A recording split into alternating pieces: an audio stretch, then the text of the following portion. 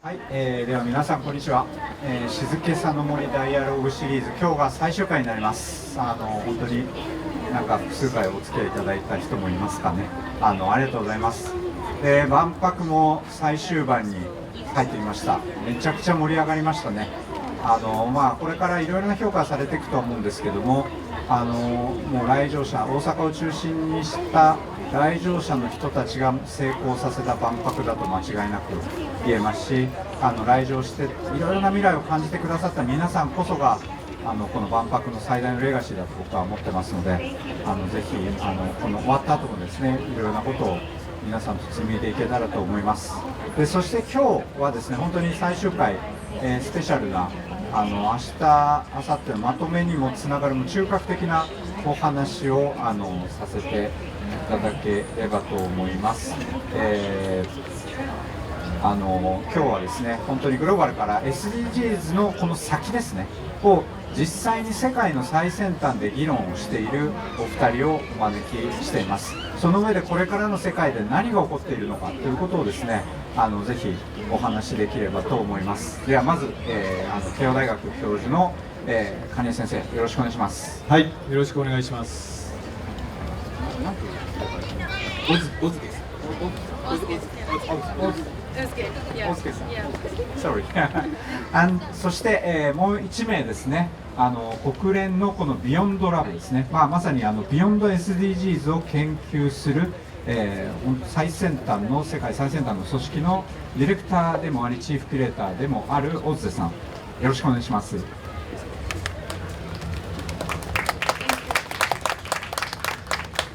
Thank you.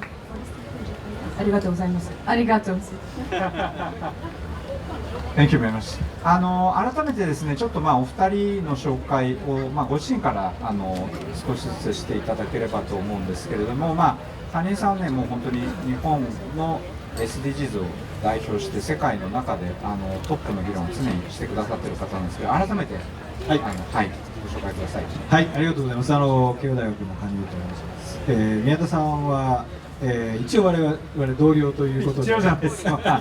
ずっと慶応ですもん、はい、正式に同僚ですけれども、なかなかね会う機会がね学校が違うとないんですけれども、いろいろ考え方も割と似たところがあるなと私は思っていて、よくお会いすることがあるような仲間です。私自身はですね、SDGs ができる4年ぐらい前から、最初に SDGs の考えが出てきたのは2011年だったんですけど、その時からずっとSDGs のことに関わってまして、SDGs 作る時にずっと日本政府と一緒になってどういう目標がいいのかとか、そういう提案をしたりしてました。でできてからは特に民間の企業の方とか、あと NGO とか自治体の方と一緒に、どうやってこれ進めようかっていう話をしてきて、実は、あそこのですね川瀬さんのシアターの毎日こういうあれがありますよね、こういう言葉が出てきてる。この言葉を作った人はですね、日本語の SDGs のアイコンのコピーを作った方なんですね。で、彼ですね。そうですね。というようなご縁もあって、結構その SDGs をどうやったらいろんな方と広められるかというようなことをやってきました。で、今は宮田さんおっしゃった通り、2027年あと2年後にですね、国連でこの SDGs の先の目標をどうしようかっていう議論が始まります。で、それに関するいろんな仕事がだんだん増えてきている、そんな状況です。はい、まさに次のグローバルゴールズのキーマンということだと思いますが、よろしくお願いします。そして次、オゼさん、よろしくお願いします。Yeah, thank you so much. It's really a pleasure and an honor to be here on behalf of the United Nations, of course, and the Beyond Lab. I'm also accompanied by my colleague Davide. My name is Özge Aydoğan. I'm the director of the Beyond Lab. Maybe very quickly to the lab itself. It's a space for social innovation on long-term sustainability. So we're really focusing on sustainable development, but we are doing that through the means of social innovation. And part of that is to think indeed beyond, as the name says, challenging the status quo and thinking how can we move forward on also what Norichika just said, in terms of making the SDGs, which is in a way already the case, right? It's been a universal agenda. I think that's very important to mention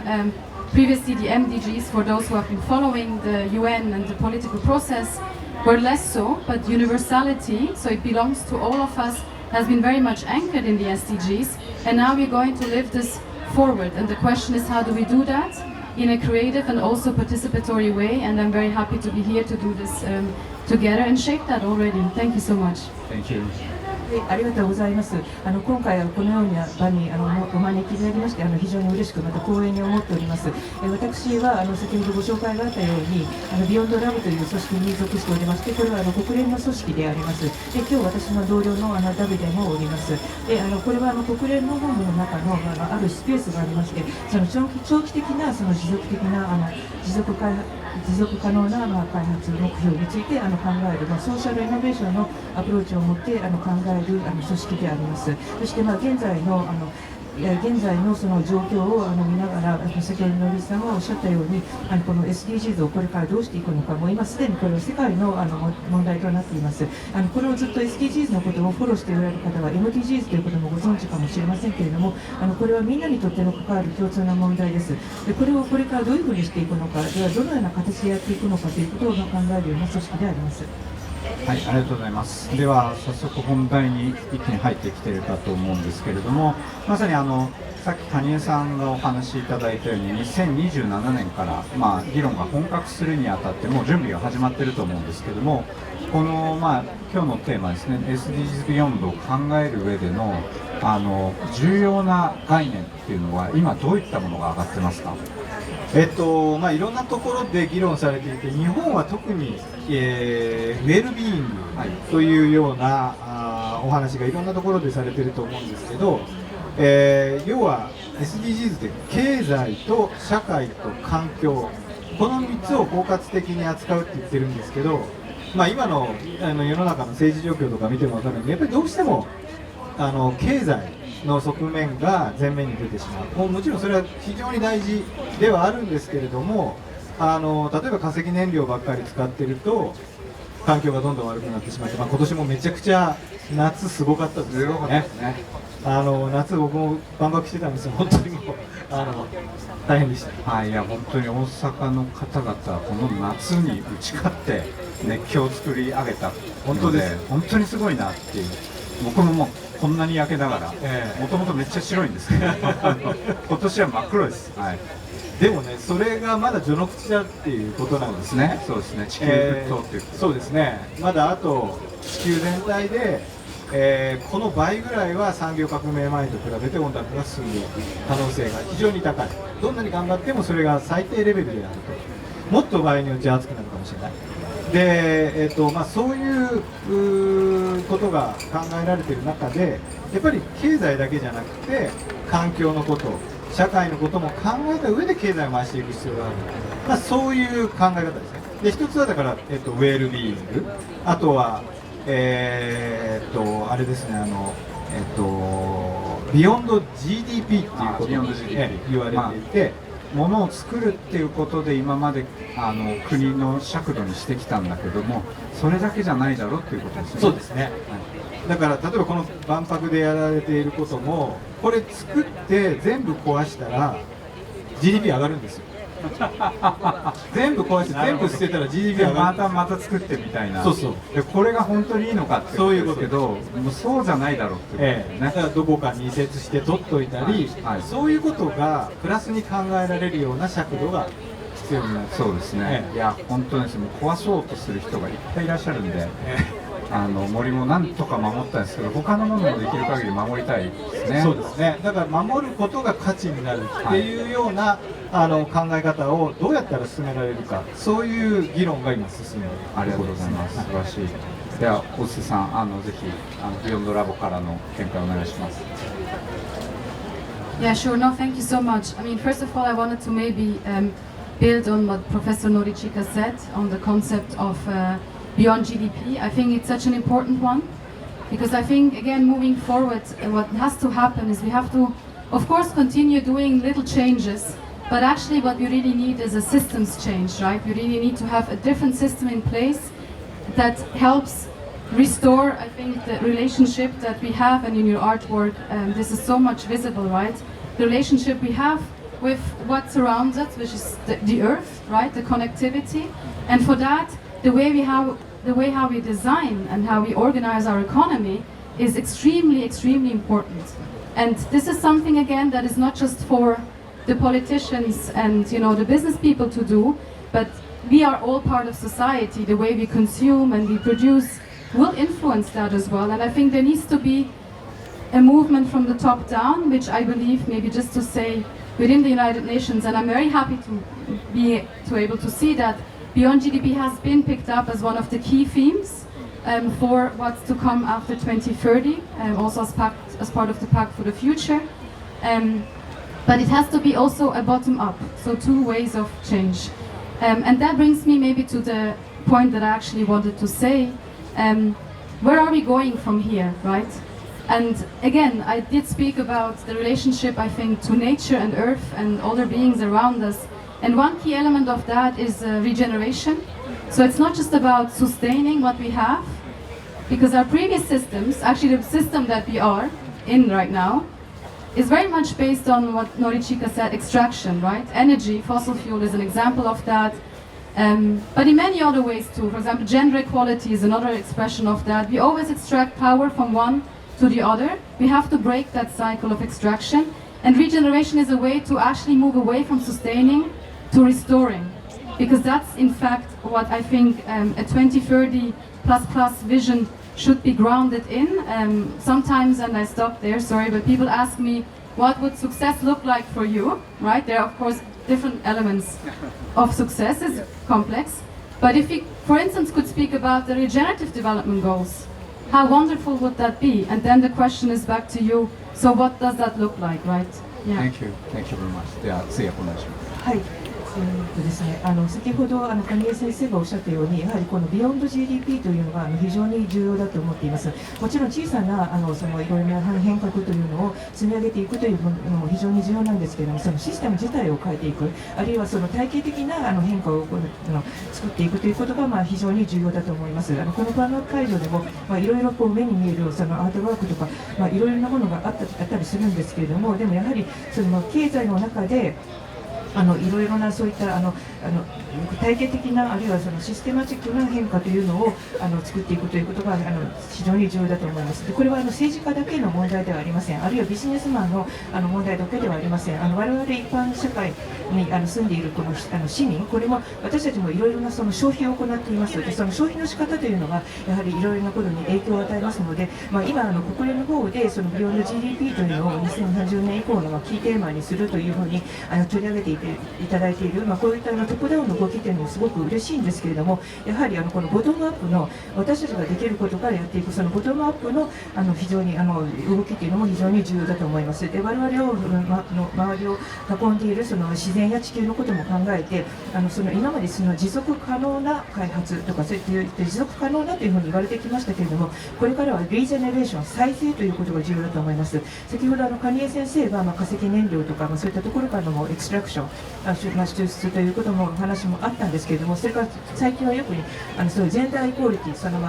男女間の平等という話もしています。でもそれも例えば男性が持っていた力を女性に与えるとかそういったエクストラクションのサイクルだと思うんですけれども、これからはもっとそういったものも復活をして、そしてもう一回その再生をしていくというようなことが重要だと思います。ですからそういった意味での成功の要素というのをもう一回見直していく必要があるのではないかと思います。そういう意味では金井さんにまた質問なんですけども、まさに今ビヨンド GDP っていうことに対してリジェネレーティブサステナビリティっていう、概念が登場したんですけど、確かにサステイナブルディベロップメントを実ら通り取ると、さっきみたいに作って壊してっていうのがある意味ではなんかこう持続的な成長に見えちゃうんだけども、これが地球環境にも良くないしとか、あるいはやはりこのリジェネラティブっていう観点からするともうナイトメアの世界だったりするわけですよね。だからその時にやっぱり新しい指標を作っていかなくちゃいけなかったりすると思うんですけど、このビヨンド GDP をこう立て付ける、今大項目のキーワードとしてリジェネラティブって出てきたと思うんですけど、よりこうブレイクダウンするような項目案みたいなのが出始めてるんですか？そうです。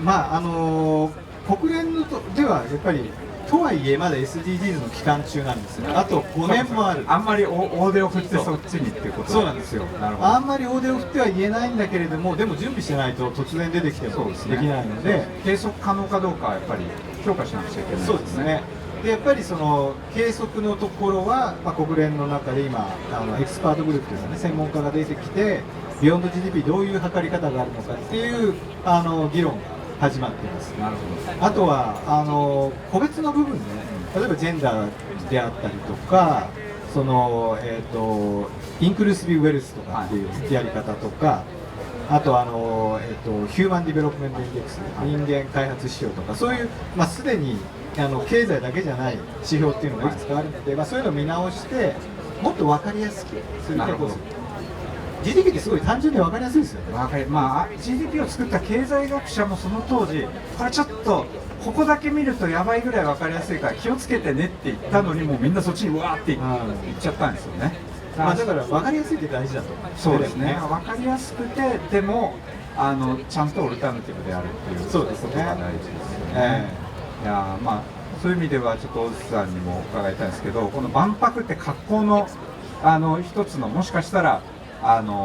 エクスペリメントというか実験かもしれなくて、というのは全部壊す予定だったんですけど、森は残そうと。でもそこを残すこと自体が、今理念とかいろいろなものでガーってやってるんですけど、ちゃんともう経済活動だけ考えると、もう壊して解体費取った方がいいって言いがちなんだけども、やっぱりちゃんとカウンターの指標を作って残したことがリジェネレーティブなことがどういうバリューを生むのかみたいなところをこの場からなんていうか指標として立ち上げられると、大津さんたちの活動にも何か貢献できるんじゃないかなってお話を伺って勝手に思ったりしたんですけど、いかがですかね、その後。No, thank you so much. Maybe I won't directly respond to the question, I will come back. It's very interesting, 2 years ago at the lab, at the Beyond Lab, we launched an essay competition among young people. And we asked them a very simple, but also, I guess, quite complex question, which is, how do we measure what creates real value, right? Yeah. So how do we measure what creates real value, and building again on what Norichika said, that goes beyond the economy, actually putting the economy not as an end, but as a means to something which is supposed to again create a better life for people and planet in harmony, right? So for that question, or for that essay competition, we received over 650, I think 43 responses. Right, Davide, I'm looking at you, yes. I'm not so good with numbers, but I remember the scale of it. It was fascinating, Some of the people that responded, they were as young as 14 years old. Which is fascinating in the sense that also, again, it's a topic, that does speak to young people. They want to shape the future that they're going to live in,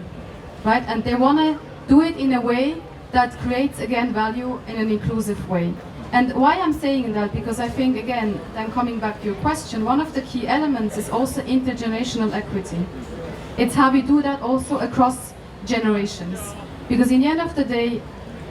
we can't really move forward if you don't manage to bring different generations together, and particularly if you don't manage to bring those voices into the game, so to speak, right, that will be most impacted by this future. I mean, we were just chatting that I have a 5-year-old daughter. She has no political voice at this time, right? She cannot go and vote. I come from Switzerland, although a democratic country, right? But you have to be 18. But by the time she will be 18,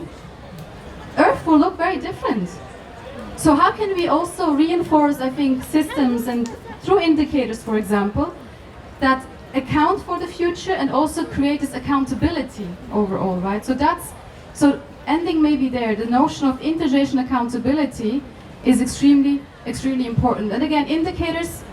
maybe my really last point, indicators are very important. And I think the technical discussion, that's the good side, is already happening or starting. But we need to translate that discussion also into a public discourse. Oh, yes. And I think for that, a place like the Expo is incredible. Yeah. Because you have that, exactly that, and that's what I wanted to just comment, Yeah, thank you very much. ではまずトランストレート。はい、まずですね、2年前からこのビヨンドラボの方が先ほどご質問にお答えする前にそのビヨンドラボでのその若者も含めたそのエッセイコンテストを行いました。でそれについてはどういったテーマだったかというと、非常にシンプルでありながら、複雑でなかなか解き難い質問だったんですけれども、どうやって価値を作るものというのを測るのかという、そういったテーマでした。でもちろんその経済的なことというのは必要なんですけれども、でもそれを経済そのものが目標ではありません。やはりそれは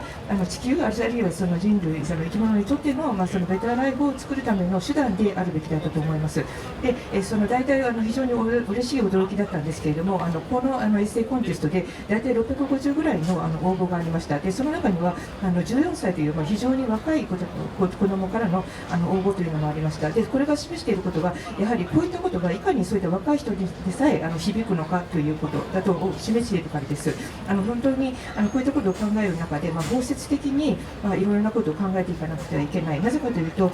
これはその今の人たちだけではなくて将来の世代にも影響を与えるからです。そういった意味でこの世代間のその平等性というのも非常に重要だと思います。将来やがては影響を受けるようになるようなそういった若い人たちの子どもも声も聞いて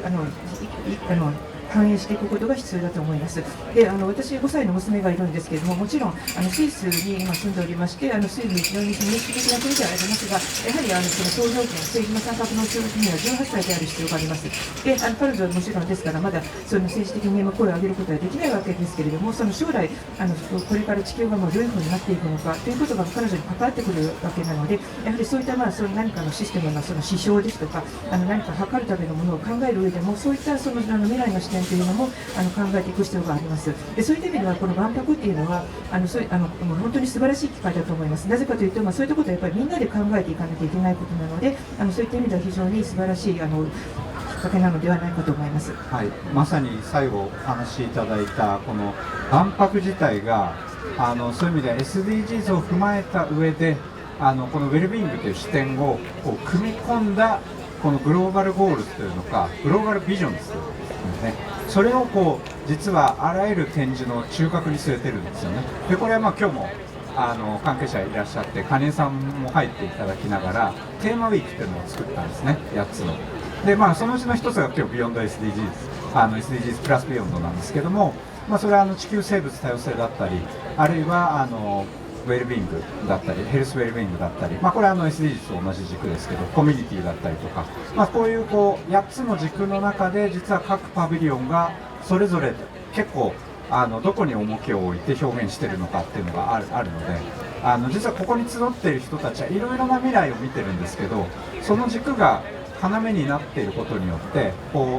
楽しさみたいなものがある種一つのこの未来のビジョンを共有する体験にちょうどなっている。ですごく面白い現象がやっぱり最初は自分の関心があるものを見てたんだけれども、スタンプラリーやったりとかですね、偶然のこの予約が取れたって言ったらどんどん視点が広がっていったみたいなそういう体験もあったりして、なんかまさに今ビヨンド GDP の話をしてたんですけども、ウェルビーイングを踏み込んだ一つのパブリックの人たちパブリックにオープンしたグローバルゴールズの何か社会実験のような部分も、社会実験というとちょっと皆さんあれなんですけど、未来を動かす一つの競争チャレンジだったのかなっていうふうに思うんですが、どうですか？いや僕も何回か来て、プライベートでも来てパビリオン行ったりしたんですけど、それこそ入れたところに入るみたいなところから始まったんですけど、非常に心地よいんですよね。でなんで心地よいのかっていうと、やっぱり対立というよりも協調、一緒にやっていきましょう。で自分が認められてるというか、その部分を成してるっていう感じがするので、すごく心地よいんじゃないかなというふうに思います、ね。確かに、いや、この結構重要なコンセプト軸を空間で通してるんですけど、リングっていうのは空を見る装置なんですよ。で森の真ん中に小野陽子さんのクラウドピースがあって、それも空を見る装置で、私たちのパビリオンも空を見るんですけど、心地よさっていうのは足元だけ見るとどうしても相入れない対立、分断があって、今のこの不満っていうものがお互いこうぶつかってしまうんですけど、一旦空を見よう、未来っていうものを考えた上でどう歩むのか、それは時に協力かもしれないし、違う道に歩くかもしれないんですけど、この未来を考えること自体にはやはりある種の心地よさっていうのがあったのかな。そうですね。それがもしかしたらカニエさんおっしゃるような体験になったそうですね。まあでも視点もそうですよね。なんかずっと近く見てるとチカチカしてくるけど、遠く見るとなんか視野が広くなるし、まあ見え方もちょっと変わってくるっていうところがあって、まあなんかそういうことをそれを頭で考えるだけじゃなくて体験できる場所があるっていうことが僕はめちゃくちゃ大事だと思います。そうですね。で、そういう意味で小津瀬さんにももう一つ質問なんですけど、私たちまさにこの未来のビジョンっていうものが、まあ、SDGs のすごくいいところは具体的で分かりやすかったですよね。で、それはすごくで目標がこう明確だったっていうところもあるんですが、SDGs というこの理念を起点にしながらまあ、ビジョンっていうものをこの万博で作っていったときにパブリックにやっぱ共有するときにそれがエンターテインメントだったりで、私たちはやっぱ中核のこの森の部分はアートを使ったりしたんですよね。だから人々とコミュニケーションを取る上で、まあ、今まで国連っていうのはどっちかというと言語的なすごい秩序だったものを言語を中心にしたコミュニケーションだったと思うんですが、今後そういったアートだったり、あるいはそのパブリックの人たちに伝えるアプローチにどういったものを考えているのかも教えていただけるとありがたいです。No, thank you so much for the question. I mean, to be frank, I think the communications part is something that is missing. Not that there's no communication, right? I mean, I think a lot of communication has been happening, but I think maybe not the way that it moves and speaks to people. And I think that's something we really need to think about it. And for that, I think art is such an important lever. Because in the end of the day, art, really builds bridges across people and cultures in a way that I think no political dialogue, with no offense to none of us, right, can ever do. And I think that's also, we talked about this also Fiore Chica just before, when you look at the SDGs, art has been not forgotten, but it has not been a central part of the SDGs so far. So I think that definitely, has to change. Maybe if I may say another thing, which relates to the art. It's also about the human, because I think when we talk about the SDGs,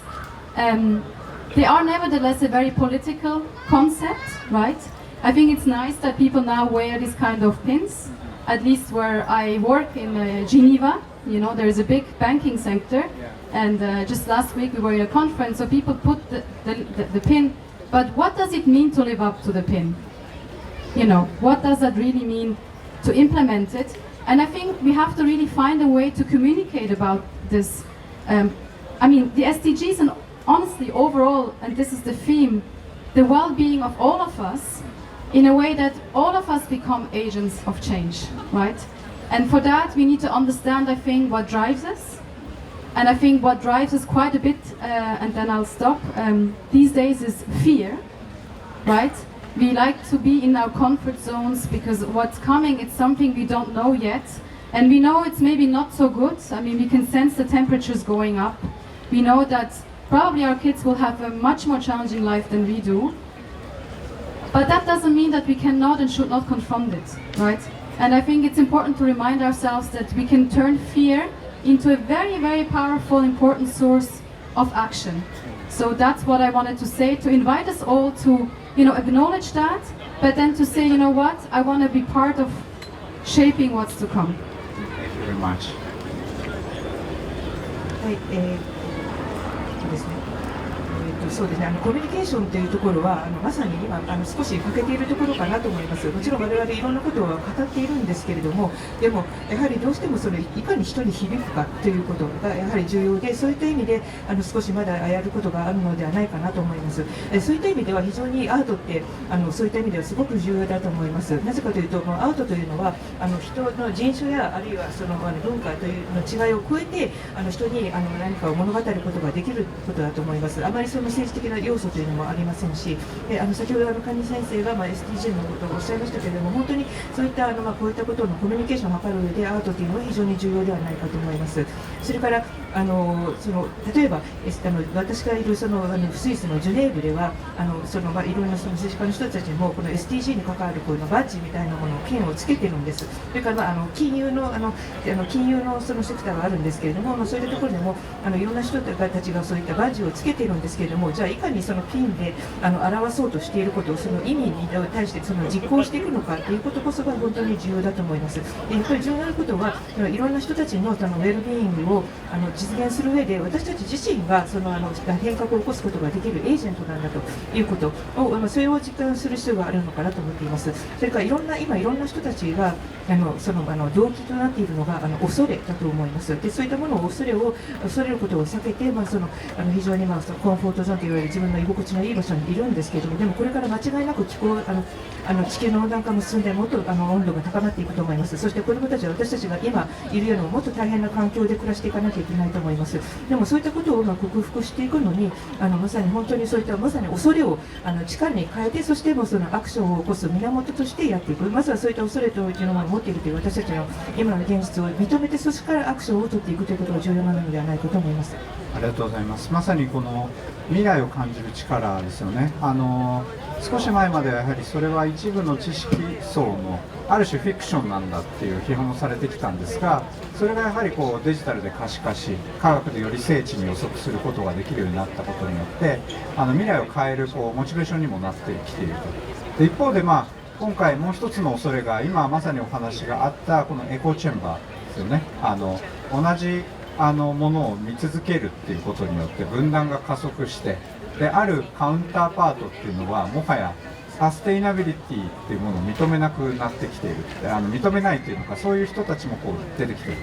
でなんでちょっとこのセクションでは改めてで、私個人としてはもうそれはいわゆるある種の振れ幅で、昔その反対派の人たちはそんな言葉も使わずにただ踏み潰してただけだと思うんですよね。ようやくサステイナブルとかダイバーシティを覚えたっていう時点ではなんていうか徐々に変わりつつある中での過渡期だなとも思うんですけど、金井さん改めてどうですか？本当そうだと思いますね。ようやく言い方変化かもしれないんですけども、ようやく分断するところまで来たというか、半分まで来たから分断になるわけで、そういうことですね。今までマイノリティだったんですよね。そうですね。我々ね、もうなんか無視、眼中にもなかった。眼中にもなかった。ようやく視界に入った。ようやく視界に入った。なんですけど、でもやっぱりあとはちゃんと話をすること、対話をすることの意味っていうのを改めて考える必要があると思いますね。そうですね。違うのは当然なので、違うっていうことを違うものとして認めていくっていうことが、一つは大事だと思いますし、もう一つはこのビヨンド SDGs とかって言っていろんな人と今話をしているんですけども、そうするとやっぱり振れ幅があるというかね、ちゃんと考えていけばやっぱりそうならざるを得ない、気温が上がっていくので、それをみんなで許容できないとしたら、その対策考えなければいけないし、困っている人が世界の中にいて何億人も食べられない人がいるときに、そこを無視していけるかっていうと、やっぱり実際そこ行ってみたら無視できないっていうことが分かってくるわけですよ。だからちゃんと考えればそっちに行かざるを得ないというある種のなんていうんですかね、自信というかね、自信というとあれかもしれないですけど、しっかりとコミュニケーションしてくればみんな分かる方向じゃないかなって感じてることじゃないかなと思います。大関さんの言葉で言うと、未来のそれをしっかり認識できるようないろいろなアプローチがあるってことですよね。例えば100年後の未来だと、自分はギリギリ生きてないんで誰かに手渡さなきゃいけない。でその時に初めてサステイナビリティっていうのがリアルになってくるかもしれないし、あるいはまさにさっきもお話あった子どもの視点ってなった時に、じゃあ自分とは違う視点で世界に立った人たちが本当に幸せになれるのかっていう、そういうリアリティが生まれ始めてくるので、そうすると世界のこの違う場所で生まれた別の子供に対する想像力になるかもしれない。やっぱりいろいろなこの手を尽くして創造性、恐れを共有していくしかない。そうですね。だからやっぱりアートとか文学とか、やっぱりそういうところって我々社会科学やってる人からするとすごい今まで離れてた領域だと思われてたんですが、実は一番大事。やっぱり結局人の心を動かすのってそういうものでしかないっていう。はい。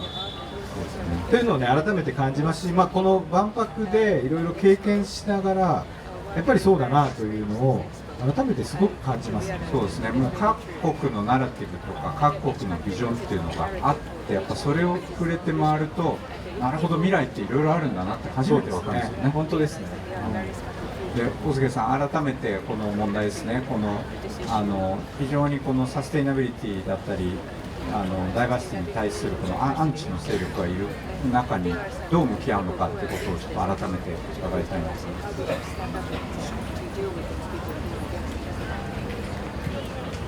That's a very good question. 非常に良いご質問だと思います。I guess there are different levels how you can react against this. I think one thing that Norichika mentioned, first of all, to confront yourself with that, because again, I think what we often tend to do is like when you close the curtains in your room, right? You try to block it, and I think that's something we have to stop doing. I think we have to have the dialogue. Now, the challenge, of course, oftentimes is they don't want to have a dialogue. So, what are you doing in that case? I think it comes back what we have discussed is to understand what really also connects us as humans, right? And I'm speaking very well off the record is not that much, but when you have a conversation with people that are against the SDGs, for example, and in the UN, certain states have done that, right? More recently, or they have expressed that they are now abandoning the SDGs. Now, how do you go about this? I think what is important in these times that we are, where there's more and more, backlash, is to maybe find also different languages to speak about it. And I think again, I'm coming back on the point of intergenerational. I think that is something that really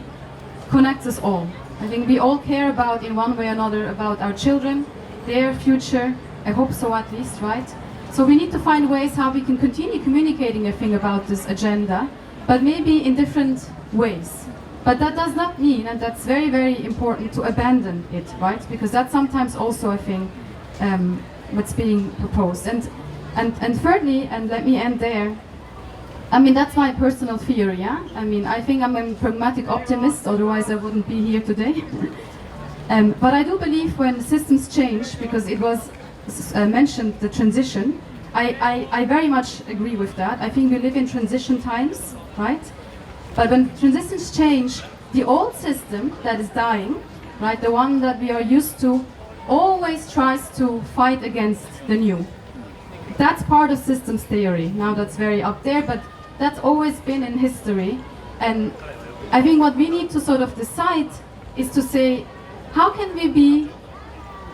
supportive in giving birth to what's to come, right? So from a perspective of life. So again, what is happening, I think, it is the strong reaction against loss, because the old system is losing, so to speak, and that will be painful. Yeah, I mean, again, fear. There's a lot of pain involved in that. But I think we can be, again, very proactive and saying, okay, what can be done to put the new system in place? And I think for that, for example, again, moving into a well-being society and economy is incredibly, incredibly important. Thank you very much. 非常に難しいご質問だとは思うんですけれども、やはりある意味ではもう立ち向かっていくということも必要だと思います。単に自分の部屋に閉じこもってもカーテンを閉めてしまっても真っ暗にして目をつぶってしまうということはやはり避けた方がいいと思います。それからやはり人間的なつながりということを考えて、今その国連の中でも中にはもう SDGs についても放棄するというのが国もあるんですけれども、もしどうしても対話をしてもなかなか通じない場合はまた違う言語を使ってまた対話を重ねていくということが必要なんではないかと思います。で先ほどその、世代間の平等の話もしましたけれども、やっぱりどんな人間でも子どもたちあるいはその子どもたちの未来っていうのは重要だと思いますので、そういった抽象的なところを考えながら、どういうまた違う言語を使いながらコミュニケーションを重ねていくのかということを、そういったことを積み上げていく必要があるのかなと思います。できっと私は少し楽観的なのかもしれませんけれども、きっとそういったことが功を奏することもあるのではないかと思います。で先ほどのご指摘もありましたように、確かに今移行期にあると思います。で移行期というのは古いシステムが死んでいって、そして新しいものが生まれていく。でもどうしてもその中には戦いが生じるというのは歴史的にも証明されていることだと思います。ですからどうしてもその何か新しいものが生まれようとするときに非常に大きな反発というのが生まれるかもしれません。それは負けてしまう方はやはり何かを失ってまた痛みを伴うからです。でもじゃあ少しアプローチを変えて、じゃあどうやったらこの新しいものを生み出していくのか、そしてウェルビーン社会のウェルビーンを実現していくのかという、そういったちょっとまた違う角度で投げかけていって対話を重ねることなのかなと思います。ありがとうございます。本当になんでしょうね、このトランジションの中の一つのポジティブな部分としては、若い世代ですね、全世界的に Z 世代、その下のアルファ世代の年代の人たちはこのサステイナビリティとか、あるいはこの世界とのつながりの中で自分が生きているという実感を強く持っているんですよね。でこの辺りの感覚っていうのがよりポジティブなコミュニケーションの中で育まれれば状況はきっと良くなるはずだというふうに思いますし、この過渡期のいろいろな変化の中で、私たちはもうどうアプローチしていくのか、どう共に未来を作っていくのかっていう、そんなフェーズですよね。で、時間が来ているので最後の質問に行く前にちょっとクイックに、これ最初に聞けばよかったんですけど、 SDGs をやって十数年なんですけども、ちょっと次のこのグローバルゴールズに向かっていく前に、ここがやっぱりSDGs 一つ課題だったかなとか、次のゴールを考えるときにここを改善した方がいいんじゃないかなっていうポイントを、ちょっと時間もあれなので一つそれぞれ大槻さん、金井さんから金井さん、大槻さんで挙げていただければ。僕はねやっぱり実施の方法というのが割と抽象的で分かりにくかったっていうのが、はい、やっぱりグローバルゴールズがあるけどどうするのかっていう、結構考えさせるようなやり方だったけれども投げすぎた感じがあったということです。そうですね、それはそれで大事なんですけど、どうすればいいか分かんないっていう人が思った以上に多い。なるほど、それはちょっとやっぱ現場へ向き合ってるからこその真摯な感覚ですね。そうですね、だからもうちょっとガイダンス的なものがあったりとか、できればね公的なところに落とし込めるような工作も含めてそれを、考えられる例えば国連も含めて各国にサポートすると、そうすると企業の目標に自動的に組み入れられればみんな頑張れるわけですね。そうなんですね、それをやっぱできるのは割と日本はねいい線いってると思うんですよ。なるほど、なるほど、素晴らしい。次はやっぱりそっちだと、その成功体験を次の仕組みに生かしていけるかどうか。そうですね、ありがとうございます。お疲れさん、どうぞ。Yeah, thank you so much. I guess there are different ones, but maybe just let me mention one or two. I think one element that was already mentioned is they are all voluntarily done, right? So that's the problem we have overall with the United Nations. It's the same with human rights and other concepts that it's very difficult to force these things on actors. So that Japan does it, of course, depends on whether Japan wants to do it or not. So, and not everybody wants to do it. I think that's one. I mean, yeah. And the second point I would also say, maybe from a implementation point of view, there are 17 goals, which is quite a lot, and many more indicators, which is even more. Exactly. And I think when we think about sort of upgrading, right, we need to think a bit how can we decomplexify and maybe move from the political back to the concept, which was at the start of the SDGs anyway. Again, in well-being maybe measures or well-being concepts, but I think this simplification will also be probably important. I mean, simplification doesn't mean that we need to take content away. but we have to put them a bit more together probably. Yeah. Yeah. Thank you very much. 問題なんですけれども、一つはやはりどうしてもその自主的な取り組みに頼らざるを得なかったというところです。どうしても国連のシステムはあるんですけれども、人権日常もそうなんですけれども、なかなかさまざまなアクター、役者に対して強制をすることができなかったというところがやはり難しいところかなと思いました。日本では先ほどのお話もありましたように、非常によくやられているとは思うんですけれども、それでもやっぱり乗り気でない方々というのは日本におられると思うので、やはりどうしてもそういった自主的な取り組みに頼らざるを得ないというところが難しいところかなと思います。それから2番目に先ほど金井先生のお話もありましたように、実施をするいざ実施をするにあたっても全部で17の目標があって、さらにその指標となるともう本当にたくさんありますので、なかなか複雑になってしまったというところがあります。ですからこれからもさらにアップグレードをしていくためには、もう少しこれをあまり複雑にせずにあまりシンプルにして何かを例えばやめてしまうとかそういったことではないんですけれども、もう少しシンプルにしてウェルビーイングを実現していくような形というのを考えていく必要があるのかなと思います。 Thank you very much. ありがとうございました。そろそろ時間なので最後にですね、今日来場者の皆さんにこの SDGs、 そしてその先の未来に向けてどういう問いを持ち帰っていただきたいのか、あるいは何かコメントがあればぜひお二方一人ずつお話しいただければと思います。そうですね、ここから先の未来は当たり前ですけど作るものなんですよね。与えられるものではなくて、 SDGs って割と皆さん与えられたと、上から来た感じ、上から来ましたよね。なんかいつの間にかもうゴールができてる。でも本当はそうじゃないんですけど、はい、だけどこれから作るものは我々が作れるんです、でそういった対話の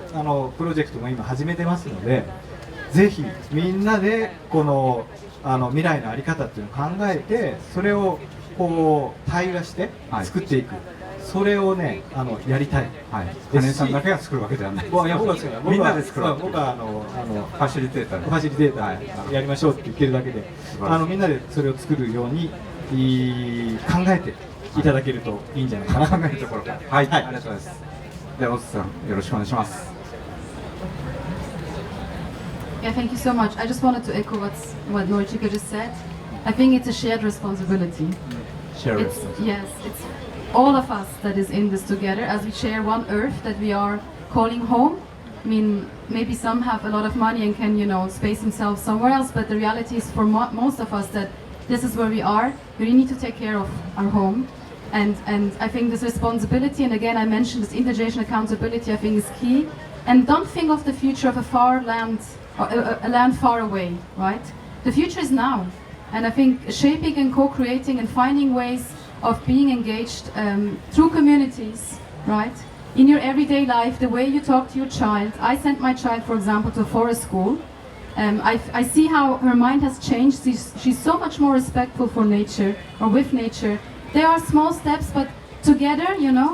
collectively, it makes a difference. And then engage with your government, hold also governments accountable, by the way, and be part of these dialogues. I hope there will be many more, like the one you just organized, and thank you for having me. Thank you. 先ほど金井先生がおっしゃったことにも通じるんですけれども、やはりみんなが共同の責任、シェアドレスポンシビリティ、その責任を共有しているということです。みんなが、もちろんその貧富の差の違いはあれ、みんながこの一つの地球を、我が家として一緒に住んでいるわけですので、みんながそれを大切にしなきゃいけないと思います。で、先ほど世代間の責任というお話もいたしましたけれども、やはりその将来というのはそんなに遠いものじゃない、遠いものだというふうに考えない方がいいと思います。で、その将来につながるのが今なので、それで例えばその日常生活の中で、例えば子どもに対しての何かを話すのか、子どもに対してのその接し方、そういったことも全部いろいろな未来につながっていくんだと思います。例えば私の子どもをそのフォーレストスクールという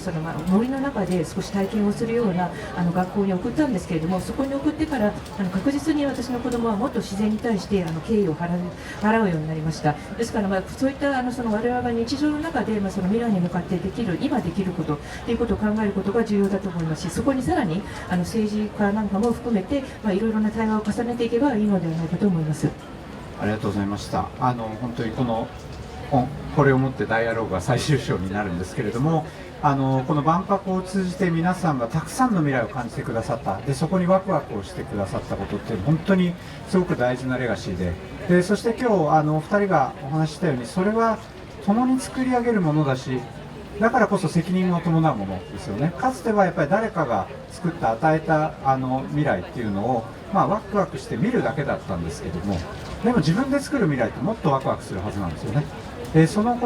共にこの責任の中でいかに作り上げていくのか。で大阪万博っていうのはおそらくそういった時代のこの長い歴史で見ると転換点になるはずなんですよね。与えられた未来から作り上げる未来に、あるいはこの産業革命以降デジタル革命の本当に一番重要な部分っていうのは、まさに人々が響き合いながら未来を作るっていうこの転換点に今私たちがあるということなので、今日本当に参加してくださった皆さんというのは本当にうちのすごく大切な仲間ですし、来場してくれた方々、あるいは来場できなかった方々も含めてこの問いをですね、皆さんに開き共有していければと思います。まだまだ万博後ですね、ちょっとだけですけれども、皆さんの中でも続いていくのかなと思います。今日はどうもありがとうございました。ありがとうございました。どうもありがとうございました。Thank you very much.